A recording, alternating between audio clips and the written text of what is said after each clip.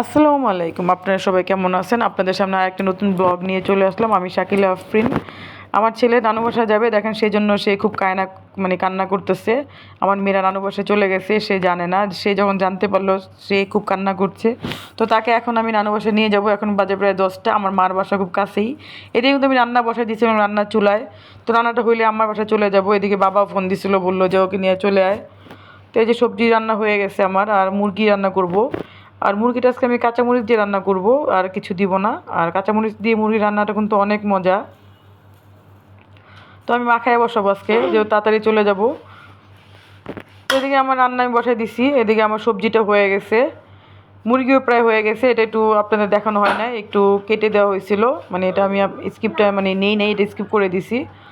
তো এদিকে আমার রান্না বাড়া শেষ, আমি তাড়াতাড়ি খাওয়া দাওয়া করে নিচ্ছি। এদিকে রাত হয়ে যাচ্ছে, আবার বাসা যেতে হবে। বাবা বলছে বাসা যাওয়ার জন্য, বাবার খুব শখ, বললো যে ওরা নিয়ে চলে আয়। ঠিক আছে, আমিও বললাম যে আমারও ভালো লাগতেছে না, আমি 2 দিন বেড়ায় আসি, বাচ্চাদের স্কুল বন্ধ। তো আমি ভাতটা তাড়াতাড়ি করে খেয়ে নিলাম। এই যে লইটা শুটকি ছিল, সবজি, আর আপনার মুরগির মাংস। তো এখানে আবার বোম্বাই মরিচ ছিল, আমি কিন্তু বোম্বাই মরিচ খেতে আমার খুবই ভালো লাগে। তো আমি তাড়াতাড়ি খেয়ে নিচ্ছি, আমি খেয়ে চলে যাব। আপনাদের ভাইয়া আবার একটু বাইরে গেছে, তালা মেরে আম্মার কাছে চাবি দিয়ে যাব। তো আমার খাওয়া দাওয়া কিন্তু আমি বের হয়ে পড়লাম। এই যে বোরকা পরে বসছি, বোরকা পরলে কিন্তু একটা সুবিধা আছে আপনার, খুব দ্রুত রেডি হওয়া যায়। এই দেখেন ছেলে অনেক খুশি, সে যাচ্ছে। আমি কিন্তু বাবার বাসায় যেয়ে থাকি না, আমি চলে আসি, কারণ আমার বাবার বাসা অনেক কাছে, জাস্ট 5 মিনিটের মতো লাগে হেঁটে যেতে। তো দেখেন আমি চলে আসছি, বাবার বাড়ির কাছাকাছি কিন্তু আমি আসি। আর ছেলে এখন অনেক খুশি, তো দেখ অনেক বছর পরে বাবার বাড়িতে আজকে রাত্রে থাকবো।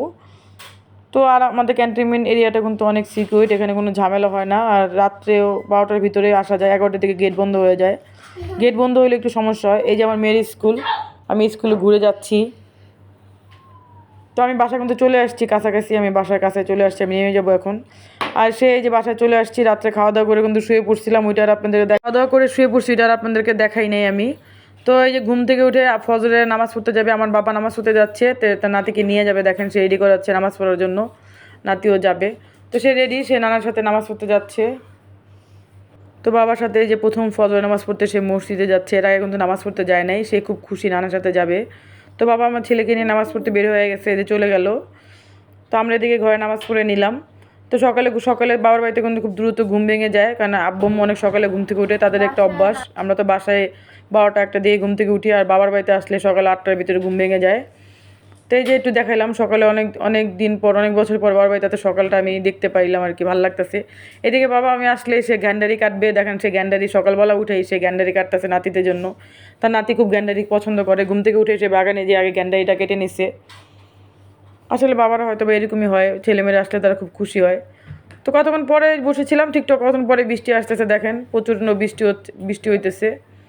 অনেকদিন পরে বৃষ্টিতে ভিজলাম আর কি। বাবা শ্বশুরবাড়িতে কিন্তু আমরা বৃষ্টিতে ভিজতে পারি না, কারণ এটা তো একদম মানে লাগানো বাড়ি, তারপরে আছে প্যাসেজ নাই, সবাই দেখবে, এর জন্য দেখতে খারাপ লাগে। বাবার বাড়িতে তো একদম খোলামেলা, এদিকে বৃষ্টিতে ভিজানো যায়। বৃষ্টিতে ভিজছি, ভালোই লাগতেছে।